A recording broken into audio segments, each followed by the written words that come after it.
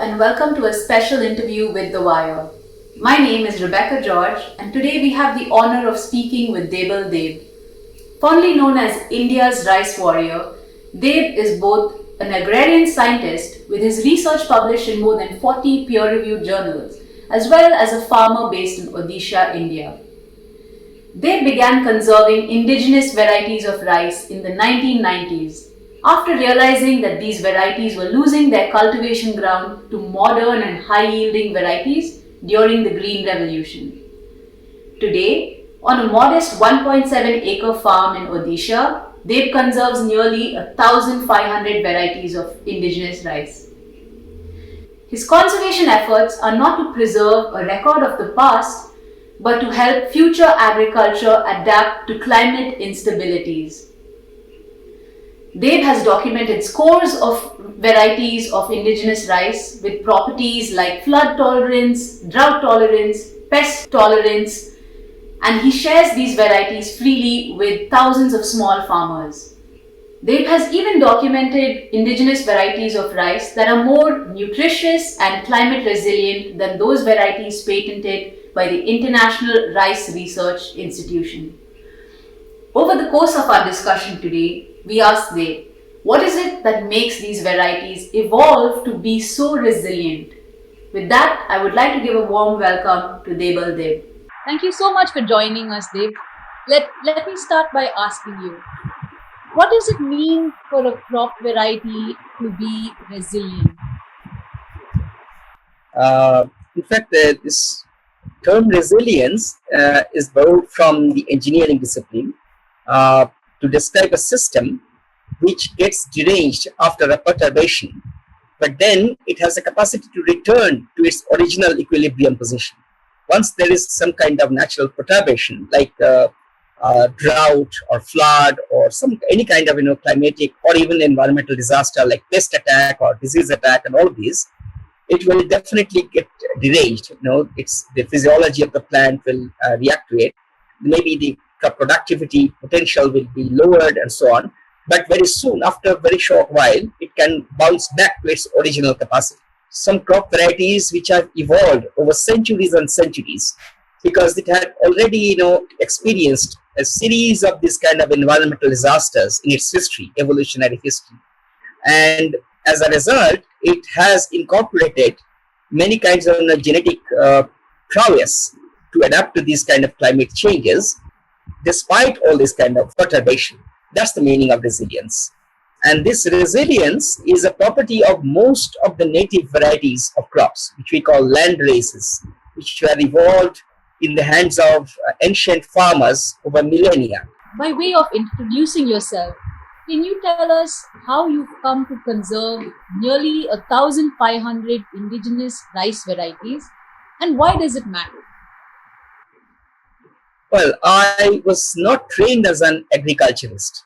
I am an ecologist, and especially with mathematical models of ecological stability and extinction of species and so on. When I was dealing with these problems, we learned that a species whose genetic diversity has reduced very much. Now, if you truncate this genetic diversity, the probability of extinction of that species is enhanced. So that means, if the 50% of the genetic diversity is lost, then the extinction probability is more than 2 times enhanced. So we noticed that in case of rice, Indian rice, for example, we used to have 110,000 varieties of rice, which means that was the enormous range of genetic diversity of rice, Indian rice, Odisha sativa as the species. Now, when I started looking at it, was early 1990s, we found that almost 90% of the genetic diversity is lost from the farmers' fields, which means 90% of the genetic diversity is lost, and that entails that the probability of extinction of the species is more than 9 times. So any kind of a single disaster, one single pest outbreak, or some kind of disease outbreak, or some kind of natural calamity, and the species is bound to go extinct unless we actually restore its genetic diversity. So that was this understanding as an ecologist that brought me to the commitment to conserving it. So then I thought that no, because as a concerned citizen, uh, let's start doing it. I started working with it without this kind of technical knowledge of technical training in agriculture, which eventually I learned very thoroughly. In the hope that eventually more competent people, more expert agriculturists would come over and take over this duty, the task. But so far, I'm still alone, and I'm doing this. And I started with just about 200 varieties of rice initially in West Bengal. So whatever variety I have are the last extant remnant genetic diversity of the rice from West Bengal. Then we added varieties from all other states. So I'm now conserving varieties from 12 states of India, and this total is 1,480. It's not my hobby, but a kind of commitment that I must have as a concerned citizen and a knowledgeable person to commit to conserving this for the future of agriculture and the future of the farmers. It's my duty. It's my life's calling. What is it that gives these varieties those properties of being that resilient or evolving to be resilient or nutritious in a very unique way? In fact, this was not given by nature. These were all the properties. The genetic diversity means some genes, say a set of genes which makes a variety salt tolerant. Okay? So which can withstand salinity or seawater incursion on the coastal areas. But that is a property which is not found in all the varieties. So some varieties, maybe a mutation or some kind of genetic diversity was discovered accidentally by experimentation by an ancient farmer. And this farmer finds, oh, this is the variety which still can grow in this saline land. So let me cultivate that one. So that's the process of selection. So from botanical of these varieties, some grains which showed seeds kind of resistance, this farmer selected those varieties and repeatedly bred them over generations. This is called selective breeding. And this selective breeding, a conscious exercise of breeding by these ancient farmers, whom I call unnamed, unknown scientists. Those farmer scientists who did not know anything about DNA or protein or enzymes, but they achieved those things. And those were the varieties they actually achieved by domesticating them. They nurtured this diversity, perpetuated this one, they fixed that line so that the whole line remains pure. So that particular color, that particular property, that particular aroma, taste, salt tolerance, for example, and all of these is stable. They don't change over centuries. And this is the feat of our unknown farmer scientists had achieved. And because they did not write down anything, and they did not take any patenting on it, no intellectual property rights was claimed by these ancient farmers, we are taught to assume that this was unscientific or pre-scientific. These are the amazing varieties which farmers did not know the genetic basis or the DNA fingerprinting, but they achieved it. Our task is to conserve them and to honor these discoveries. Now, that leads me to another question, because today every child in India is taught about the Green Revolution and how the Green Revolution helped India avoid famines in the 1970s by leveraging science and high-yielding technology. What version of the Green Revolution do you think is missing from our textbook narrative today? Now, US President Lyndon Johnson in 1966 made this narrative of famine. That was the first time. And this was to the astonishment of Indian agriculture minister, who never believed that there was a famine at all. It was new information from the US president who said India is having a famine. Indian agriculture minister himself didn't know. That was a very interesting news. And the US news headlines announced this famine in Bihar particularly, because Bihar was suffering from a drought in that year. And drought is very common in India, every year or the other, you have drought in some pocket or the other. But that year, in 1966, everyone said that Bihar is in drought and India is going to be in famine. Now, very strangely, in the same year after this news, British journalists, 12 British journalists actually visited Bihar and surrounding states, and they failed to find any death, any starvation deaths. They reported that we don't find any sign of famine, but the US propaganda established that this was the famine, and they imposed this and they blamed this Indian government not taking action. So Indira Gandhi had to take this the famine caution and so on. Of course, there was some mortality. I mean, as it happens with any kind of drought, there was some excess of mortality during this one, but this was not the kind of famine as a result of overpopulation leading to shortage of food. That was a Malthusian paradigm, that the population size is so big that India cannot feed this increasing population. That was the main propaganda that continues and still continues. And every time we are told that because of this is the increasing population, we have to feed them. This drought had provided what Bolau himself said, this is the opportune moment to promote this green revolution. And in 1967, there was a very nice rainfall in northern India, especially in Punjab, Haryana area. And as a result, and on top of the ample irrigation, because that was part of this green revolution technology, the 1967-68 season brought a bumper wheat crop. So they said that this bumper wheat crop, which is the seed from Mexican green revolution seed, see, this is the result. Okay. Now, nobody noticed that at the same year, all the other crops like, sesame, cotton, rice, jute, all of these had achieved a record harvest. Nobody noticed that. Because Bolau emphasized on this wheat, seeds from Mexico, everyone was convinced that this is the result of the green revolution. But nobody noticed that jute had no seeds from green revolution. Jute or cotton or rice didn't have that green revolution seed, but they also had the bumper crop. It was as a result of very good monsoon and very good and also very high irrigation facility. So anyway, the myth was whipped up, and the wheat crop took all the credit.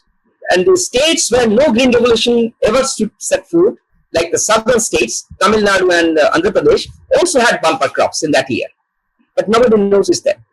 So this was simply a propaganda for promoting this agricultural industry and agricultural development that stuck.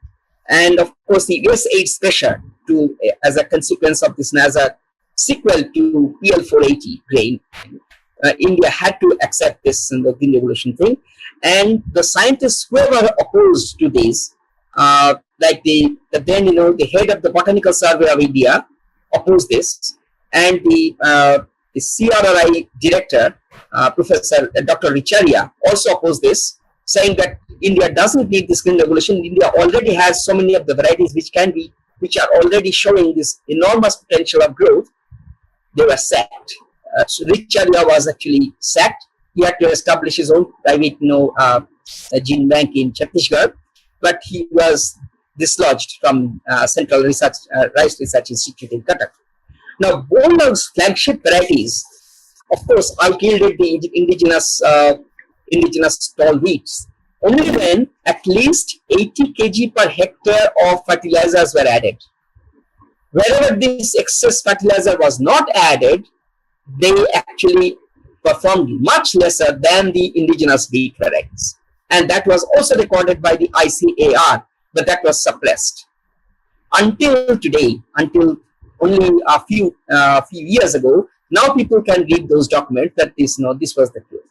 And Baranski, in her thesis, she also mentions a detail of these kind of things. And they show that for paramount food crop of rice, for example, the growth rates in both yields and area planted actually showed a decline during the green revolution. Thus, overall rice production, which had been growing at 3.5% annually in the 1950s, just before the Green Revolution set forth.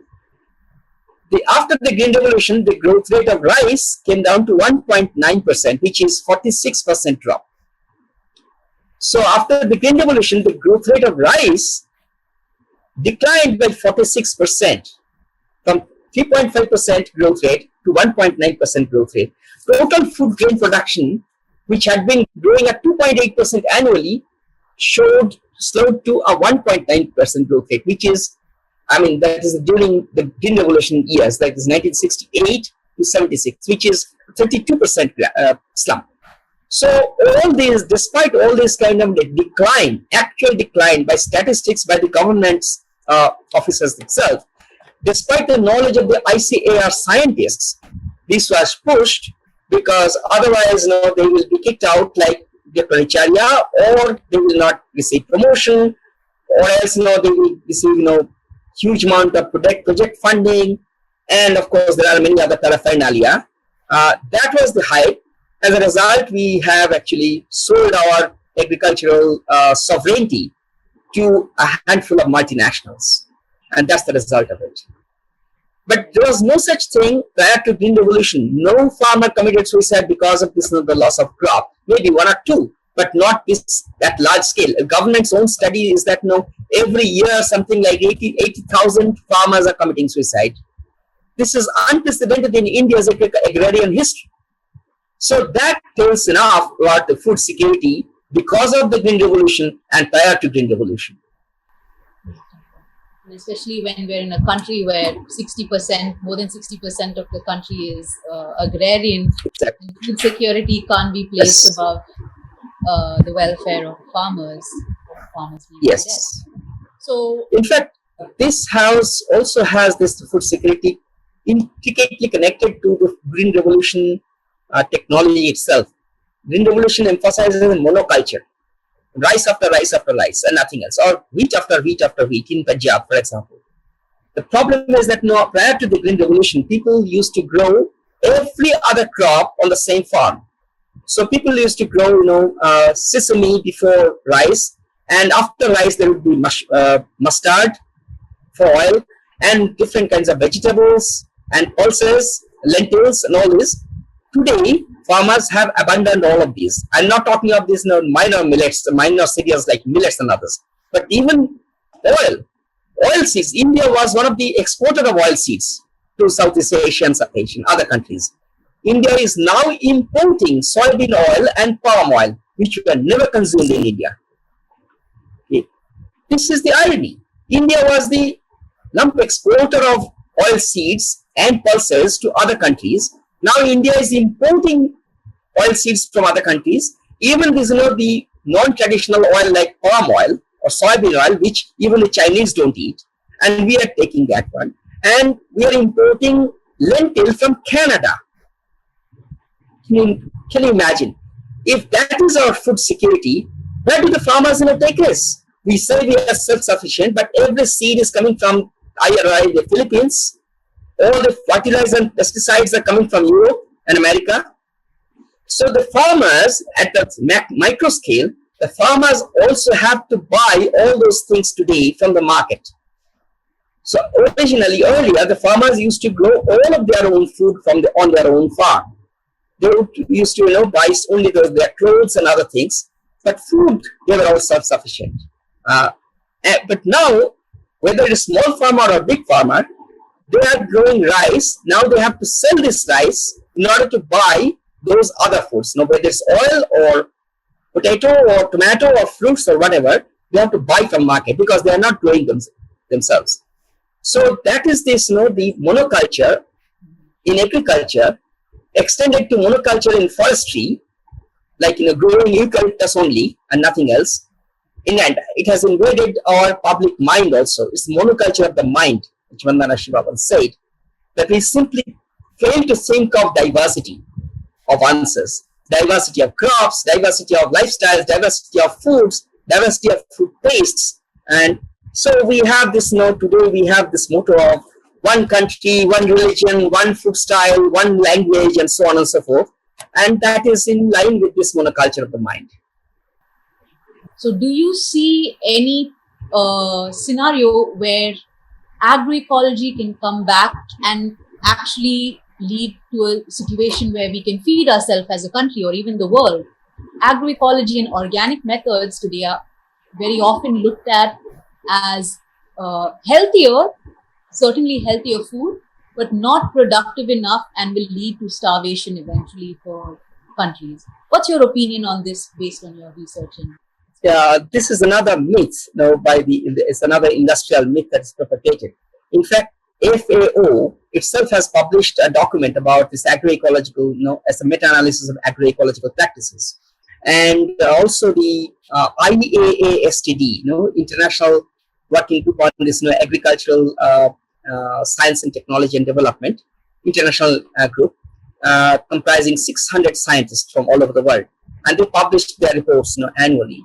So the first publication by IAASTD report, they showed that the highest productivity in the world in agriculture is from the multiple cropping farms, and especially the small farms.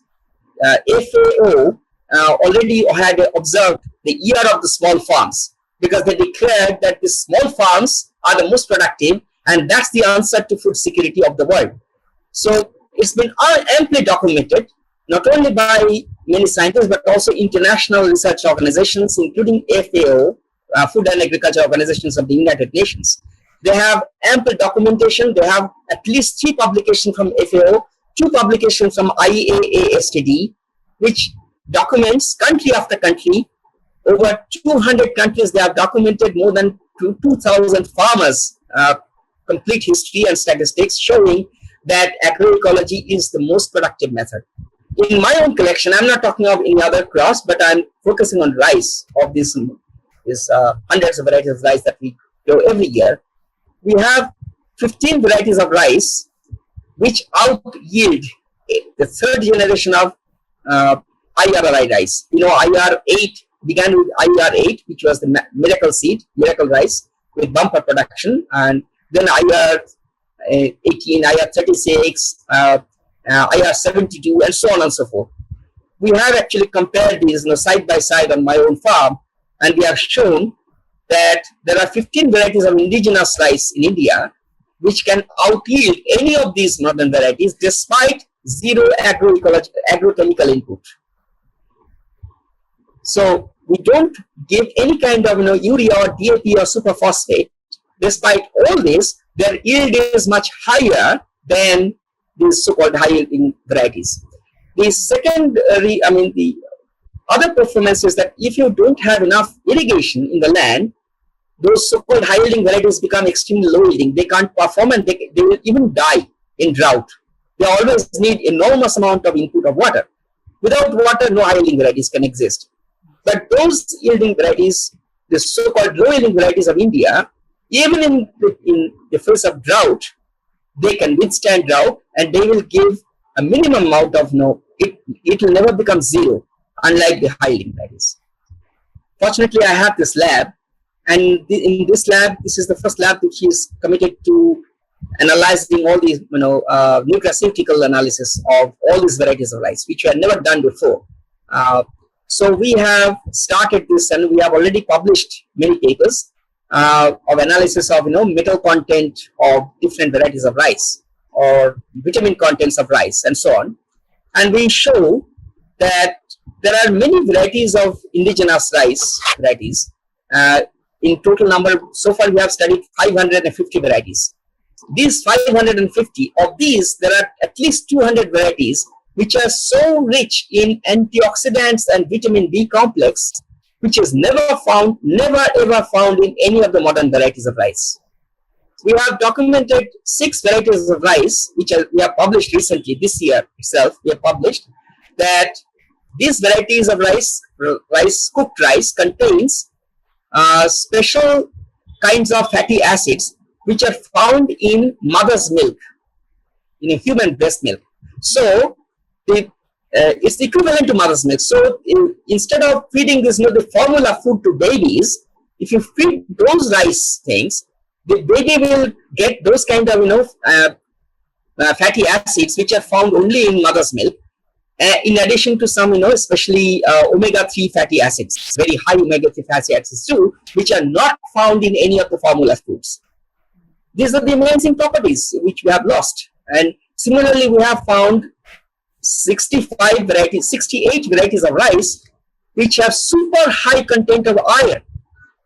So the genetically modified iron fortified rice, which is recently being promoted by IRRI and Monsanto company.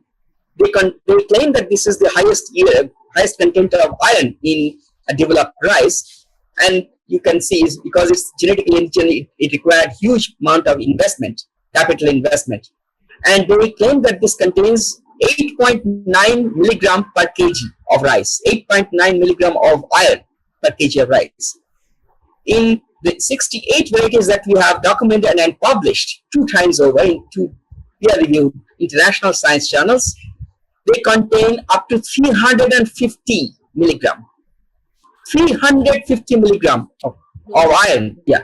The challenges today of the monopolization of food systems, do you see that solutions like Basudha Farm can be replicable when government support is lacking? Can people do this themselves? Yeah, Basudha has already been, I mean, we have established, in Bengal, we have established 3 seed banks, sister seed banks. We assisted them with, the seeds, and they are expanding, they are still performing. And similar seed banks have already been replicated in Maharashtra, Tamil Nadu, Gujarat, Karnataka, Kerala. There has been hundreds of seed banks in these remote corners. In Odisha itself, we have established 15 seed banks. In Thailand, they have seed banks. Masipag in Philippines have an enormous seed bank, and there are a chain of seed banks, farmer seed banks, with zero aid or assistance from the government or institutions. Similarly, USA also has many seed banks for farmer seed banks. Mexico, Guatemala, Bolivia, Chile, Uruguay, every country have hundreds of seed banks by the farmers, maintained by the seed banks. That is more commonsensical. If you have this the flood-prone area, you should grow that flood-tolerant rice. That's very simple. You have this annual incursion, seawater incursion on the coastal lands. So it's very commonsensical that you grow those varieties which are adapted to that particular climate and soil condition, instead of developing a new variety sitting in Delhi or New York and incorporating this gene from that Sundarban rice and then sell it. There's no benefit to the farmer because they have to pay through their nose to buy the seeds. The benefit all goes to increasing GDP by increasing the industrial profit, and of course lining the pockets of the bureaucracy in that one. So I'm not going for that at all. When we have those varieties already established, when we have already identified the genes in there, I mean, without this, the presence of the genes, they couldn't have performed so well. Why not promote those varieties? Why not upscale the production of those varieties? That should be the policy. Okay? Instead of developing another new variety, incorporating and searching for a gene in the remote corners and then incorporating this by investing billions of dollars, that's a total waste of public money, and I would say a waste of intelligence, or a kind of misuse and disuse of intelligence. So it's actually disuse of science. Science is not for that. It's technology. Science is very useful use of knowledge for people's use. But technology is not necessarily so. Technology actually promotes industry. Without industry, there's no technology. Yes. But when Galileo or Darwin worked, that was science. There was no industry behind them. Galileo or Darwin or Newton. Only industry appeared only after when technology came up, and then technology vanished. So we are talking of science of agriculture. When agriculture becomes technology, it becomes a business, and then we have seed industry, fertilizer industry, genetic engineering industry, and so on and so forth. Agricultural science persists for 10,000 years, and it goes on. And that still continues to benefit the farmers, and the farmers do get the benefit if they use rationally this use of agroecology, which is a very complex science. Now we are talking of scaling up, because we focus on this IR36 to be promoted by a centralized agency, aided by an industrial thing, and when farmers will purchase them. This is the industrial model against which we are working, and our model is VRIHI, the seed bank. It's seed to seed, and although as an individual, of course, I achieved only about few thousand farmers over the past. But those 1,000 farmers, total of 3,000 farmers who took from Vihi have also exchanged their seeds with 17,000 farmers. So the scale of exchange expands. This is an expanding circle of exchange, farmer to farmer. And that's how this over the 10,000 years of agricultural revolution, we have done exactly that. Thank you so much for your time today, Deb. I truly hope that the viewers listening feel encouraged and know that they're in the right footsteps by going for a system that is not just good for their health, but also for the health of the planet. And yes, of course. A great pleasure. Thank you very much. Yeah. To receive instant updates on all videos from The Wire, click the subscribe button and hit the bell icon. Pay to support independent journalism. Click the link in the description and choose the amount you want to pay.